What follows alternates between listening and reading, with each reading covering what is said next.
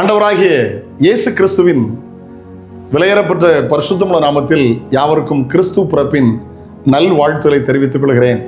ஹல்லேலூயா. ஆண்டவர் நல்லவர். முழு உலகத்திலும் கிறிஸ்துவின் பிறப்பை குறித்து பாடுகிற, ஆராதிக்கிற, தியானிக்கிற, சுவிசேஷம் அறிவிக்கிற நாளில் மறுபடியும் உங்களுக்கு வாழ்த்துக்களை சொல்கிறேன். ஏசப்பா உங்களை ஆசீர்வதிப்பாராக.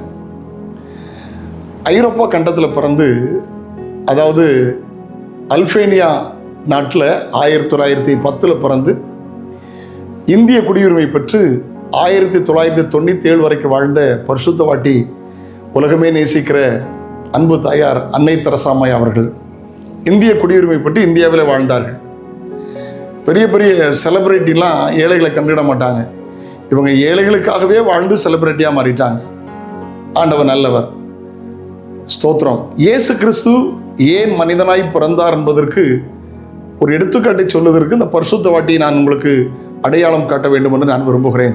ஆண்டவர் நல்லவர். அவங்க இந்தியாவில் உயர் ரக விருது பெற்றவர்கள். பாரத ரத்னா விருது, பத்மஸ்ரீ விருது, ஜவஹர்லால் நேரு விருது பெற்றவர்கள். உலகமே அவரை போற்றியது. அவருடைய வாழ்க்கை எளிமை, ஆனால் அர்த்தமுள்ள வாழ்க்கை, அழகான வாழ்க்கை, அதிசயமான வாழ்க்கை. கவனிங்க, ஒரு முறை சுற்று வட்டாரத்தில் உள்ளவர்கள் அவர் மேலே புகார் எழுப்பி போலீஸ் அவர்களை அரெஸ்ட் பண்ண வந்தபோது அவர் ஒரு குஷ்டரோகியின் கைகளை கழுவி மருந்து போட்டுக் கொண்டதை பார்த்து அதிர்ந்து போய் அப்படியே திரும்பி போய்விட்டார்கள். அவர்கள் மேலே எந்த கேஸும் சுமத்தலை. அவங்ககிட்ட கேட்டாங்க, உங்களுக்கு பிடித்த மாடல் யாருன்னு. அவங்க நினச்சாங்க நெல்சன் மண்டேலா, வேற நல்ல தலைவர்கள், வாழ்ந்த தலைவர்கள் பேரை சொல்வார்கள் எதிர்பார்த்த போது இயேசு கிறிஸ்து தான் எனக்கு மாதிரி என்று சொன்னார். ஹல்லேலூயா. காரணம், மத்தேயு 8ஆம் அதிகாரம் 3ஆம் வசனத்திலே இயேசு கிறிஸ்து குஷ்டரோகியின் கையை தொட்டு சுகமாக்கினார். யாரும் குஷ்டரோகியை தொடுவதில்லை. காரணம், தொட்டால் அவர்கள் தீட்டு. இயேசு மாத்திரமே அன்று வரையிலும் நடந்த சம்பவத்தில் குஷ்டரோகியை அவர் தொட்டவர்.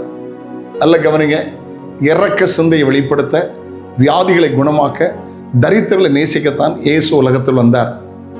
நாம் இன்றைக்கு யோசித்து பாருங்கள். நல்ல புதிய ஆடை தரித்திருக்கலாம், நீங்கள் நல்ல தரமான ஆகாரம் புசிக்கலாம், இன்றைக்கு உங்கள் வீட்டில் பெரிய ஃபெஸ்டிவல் கொண்டாடிருக்கலாம். இயேசு ஏன் வந்தார்ங்கிற ஒரு சிந்தை நமக்கு அவசியம். ஹல்லேலூயா. தரித்திரருக்கு சுவிசேஷம் அறிவிக்கும்படி வந்தார். கட்டுள்ள ஜனங்களை விடுதலையாக்கும்படி வந்தார். ஏழைகளை நேசிக்கும்படி வந்தார். இன்றைக்கு உங்களுடைய சிந்தை எப்படி இருக்க வேண்டும் என்றால், ஏழை எளிய மக்களுக்கு உதவி செய்கிற நல்ல நாட்களாக இது மாறட்டும். ஏழைகளுக்கு இறங்குறவன் கர்த்தருக்கு கடன் கொடுக்கிறான் என்று வாசிக்கிறோம். ஹல்லேலூயா. மத்தேயு 14ஆம் அதிகாரத்தை வாசிக்கும் போது, அந்த 14 வாசிக்கும் போது, அவர் மனதுருகி நிறைவேற குணமாக்கினார். சாயங்காலம் ஆனபோது ஆகாரம் கொடுங்கள் என்று சொல்கிறார். பசியோடு ஜனங்கள் போவதை இயேசு விரும்பவில்லை. ஹல்லேலூயா. இன்றைக்கு நல்ல கிறிஸ்மஸ் நாள். காலையில் இதை கவனிக்கிறீங்க. ஒரு 10 ஏழைகளுக்கு கொண்டு போய் ஆகாரத்தை கொடுங்களேன், ஸ்வீட் வாங்கி கொடுங்களேன். இயேசு உனக்காக பிறந்தார், நல்லவர் என்று சொல்லுங்களேன். அது ஆசீர்வாதமாக இருக்குமே. ஹல்லேலூயா. தேவனுடைய ராஜ்யம் பேச்சில் அல்ல, அது பலத்தில் இருக்கிறது. என்னுடைய வாழ்க்கையை அப்படி மாற்றிக்கொள்ள கர்த்தர் உதவி செய்தார். எங்களுடைய சபை மக்களை அப்படி பிரயாசப்படுத்த, ஆமென், பிராக்டிஸ் பண்ண கர்த்தர் உதவி செய்தார். அவர்கள் பிரயாசப்பட்டு கொண்டிருக்கிறார்கள். எப்படியாகிலும் நாம் ஏழைகளுக்கு உதவி செய்தாக வேண்டும். கர்த்தர் நல்லவர். தரித்திரருக்கு சுவிசேஷமும் தேவை, விடுதலையும் தேவை. அந்த ஊழியத்தை தான் இயேசு செய்தார். ஹல்லேலூயா.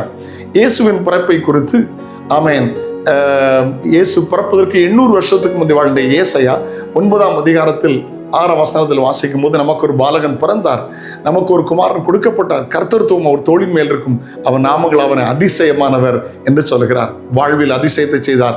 ஆலோசனை கர்த்தர், நித்திய பிதா, வல்லமை உள்ள தேவன், சமாதான பிரபு எனப்படும் எழுதியிருக்கிறார். அதுபோலத்தான் அவர் சமாதான பிரபுவாக இருந்தார், ஆலோசனை கர்த்தராக இருந்தார், அல்லேலூயா, நித்திய பிதாவாக இருந்தார். அப்பா பிதாவை என்று கூப்பிடுகிற புத்திர சுவிகாரத்தை தந்தார். வல்லமை உள்ள தேவனாக இருந்தார். ஆமென். இயேசு உங்களுக்கு உதவி செய்ய வல்லவர். ஆமென், ஆமென். கர்த்தர் நல்லவர். ஹல்லேலூயா. உங்கள் வியாதியிலிருந்து விடுவிக்க உங்களுக்கு வல்லவர், சாபத்தை மாற்ற வல்லவர். அதற்காக தான் இயேசு பிறந்தார். ஒருவேளை நீங்கள் புதிதாய் இன்றைக்கு இதை கவனித்துக் கொண்டிருக்கிறனால், இயேசு பிறந்தது உங்களுக்காக. 2000 வருடத்துக்கு முன்பதாக இயேசு மரித்தது உங்களுக்காக. இயேசு அடக்கமானப்பட்டது உங்களுக்காக. உயிர் தெழுந்தது உங்களுக்காக. இன்றைக்கும் இயேசு உயிரோடு இருக்கிறார். இயேசுவை நம்புங்கள், இயேசுவை ஆராதிங்கள், இயேசுவை விசுவாசிங்கள். இந்த நாள் உங்களுக்கு ஆசீர்வாதமாக இருக்கும்.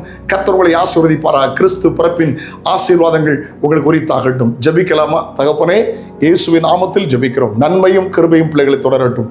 பாதுகாத்துக் கொள்ளும். கிறிஸ்து பிறப்பின் ஆசீர்வாதங்கள் இவர்கள் மேல் வரட்டும். இயேசுவின் நாமத்தில் ஜெபங்கள் பிதாவே. ஆமேன், ஆமேன், ஆமேன். நாளை உங்களை சந்திக்கிறேன். அது ஒரு ஆண்டோட கிருபை உங்களை தாங்கட்டும். God bless you. Have a nice day.